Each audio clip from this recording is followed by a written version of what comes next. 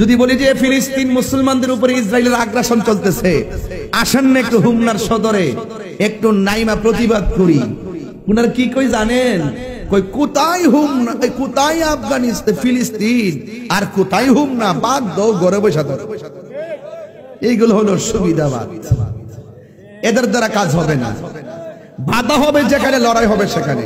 আরে হোক না ফিলিস্তিন দূরে, আমি তো বিশ্বাস করি যদি এই হুমনার জমিন থেকে যদি তাহাজ্জুদ নামাজের টাইমে চোখের পানি ফালাইয়া যদি ইসরায়েলের আগ্রাসনের বিরুদ্ধে ফিলিস্তিনের পক্ষে মুসলমানরা যদি চোখের পানি ফেলে আল্লাহর কাছে সাহায্য নিবেদন করে, আশেকের চোখের পানি ইসরায়েলের গুন্ডা বাহিনীর জন্য ক্ষেপণাস্ত্র হয়ে যাবে।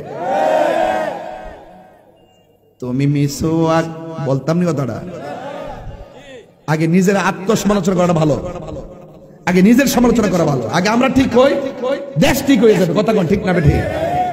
তুমি মিসওয়াক করা ফজিলত তো জানো, খাবার শেষে মিষ্টি মুখের হাদিসে